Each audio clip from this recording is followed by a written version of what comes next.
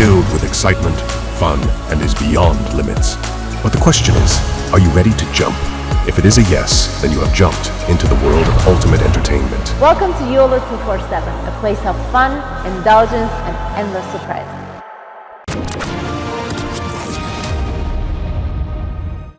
ये पाकिस्तानियों का एक बयानिया मैंने अक्सर सुना है कि जब अफ़गानों के प्लेट में रोटी नहीं थी तो हमने उनको रोटी दी, जब उनके सर पे छत नहीं थी तो हमने उनको छत दी है। मैं एक बात बोलना चाहता हूँ पाकिस्तानी, आपका पूरा हक है, आपका मुल्क है, आपने उनको निकाल के बाहर कर दिया, कोई बात नहीं। लेकिन अपने बाप दादाओं से ज़रूर पूछिएगा कि अफ़गान बेघर क्यों हुए। मुझे एक बात ये समझ में नहीं आती कि आप किसी का घर जलाते हैं, वो भाग के शरण लेके आपके घर आता है, जबकि आप ही ने उसका घर जलाया होता है। अब आप कह रहे हैं कि मेरे घर से निकल जाओ, तुम्हारी आवश्यकता नहीं है। जय हिंद दोस्तों, मैं हूं मेजर गौरव वारिया और आप देख रहे हैं आज की ताज़ा तरीन खबरें। अच्छा, पाकिस्तान से एक खबर है कि 10 लाख से ज़्यादा लोगों को पाकिस्तान ने बोला है कि आप वापस अफ़गानिस्तान चले जाइए, यानी कि मोर देन 1.1 मिलियन पीपल को ये बोला है कि आप अफ़गानिस्तान वापस चले जाइए। क्यों? अवैध रूप से रह रहे हैं वहाँ पे, और उनका कहना है, यानी कि पाकिस्तानी अथॉरिटीज़ का ये कहना है कि साहब ये लोग यहाँ पे आतंकवाद फैला रहे हैं, उसकी फंडिंग, उसकी ट्रेनिंग, उसकी फाइनेंसिंग, उसका लोकल सपोर्ट, जिसको ओवरग्राउंड वर्कर्स, अंडरग्राउंड वर्कर्स, ये सब काम कर रहे हैं। और पाकिस्तान का ये मानना है कि जो अफ़गान माइग्रेंट्स हैं, इलीगल इमिग्रेंट्स हैं, जो पाकिस्तान के अंदर आए हैं, वो बहुत एक लेवल पे उनका हाथ है ये सब करने के लिए। एक इकोसिस्टम पाकिस्तान मानता है। मैं थोड़ा सा इतिहास में ले जाना चाहता हूं, और जो भी पाकिस्तानी भाई बहन देख रहे हैं हमारा शो,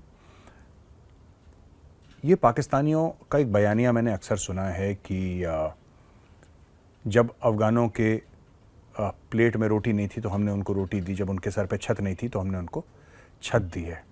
मैं एक बात बोलना चाहता हूं पाकिस्तानी, आपका पूरा हक है, आपका मुल्क है, आपने उनको निकाल के बाहर कर दिया, कोई बात नहीं। लेकिन अपने बाप दादाओं से ज़रूर पूछिएगा कि अफ़गान बेघर क्यों हुए। ये 1979 के पहले अफ़गान बेघर नहीं थे। अफ़गानिस्तान में परेशानियां रही हैं हर समय, लेकिन अफ़गानिस्तान लार्जली स्टेबल रहा करता था, लार्जली स्टेबल। अफ़गानिस्तान में इतनी परेशानियां नहीं थी।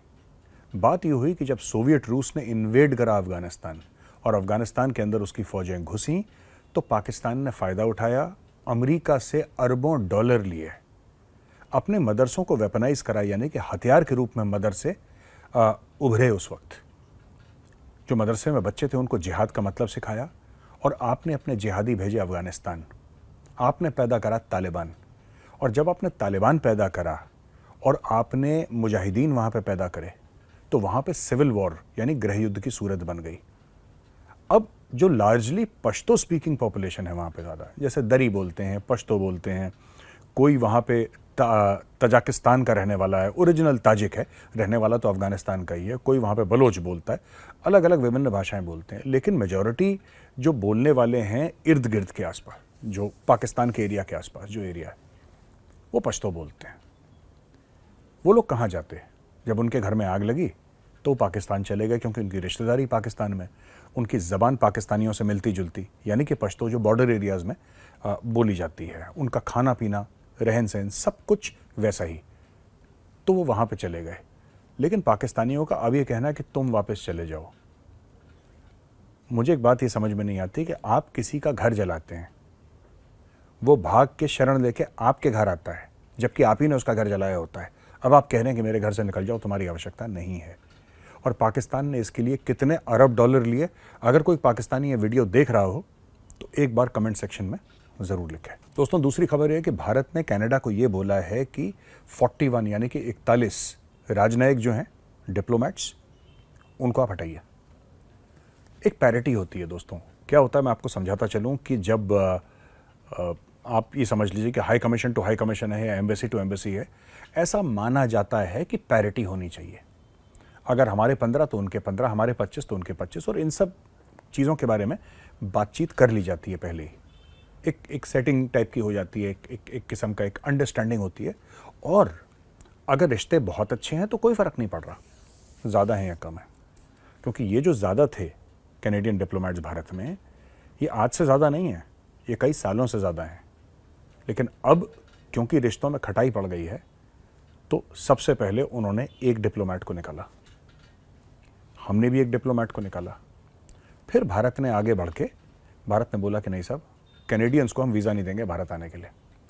कनाडा इसका कुछ कर नहीं पाया, कनाडा चुप हो गया, क्योंकि कनाडा को पता है कि अगर कनाडा पलटवार करता है इस मामले में और ये कहता है कि भारतीयों को वीज़ा नहीं देंगे कनाडा जाने के लिए, तो भारत को इसका कोई नुकसान नहीं है, कनाडा को अरबों डॉलर का नुकसान है, क्योंकि यहाँ से लाखों स्टूडेंट्स हर साल, ज़्यादातर पंजाब से, वहाँ पे जाते हैं। कुछ अनुमान ये बताते हैं कि तकरीबन 60 से लेकर 65,000 करोड़ रुपए हर साल वहाँ पे भारत से जाते हैं एजुकेशन के लिए। और सबसे बड़ी बात, फिर भारत का तीसरा कदम कि 41 डिप्लोमेट्स अपने कम करिए भारत में। डेट उसकी दी गई है 10 अक्टूबर की, यानी कि आने वाला 10 अक्टूबर। 10 अक्टूबर को ये पता चल जाएगा कि कितने डिप्लोमेट्स एक्चुअली कनाडा ने कम किए। तो दोस्तों, वीडियो आपको कैसा लगा? अगर आपको वीडियो पसंद आया हो तो उस वीडियो को लाइक ज़रूर करिएगा। मैं कल फिर हाजिर हूँगा एक नए वीडियो के साथ। तब तक के लिए जय हिंद।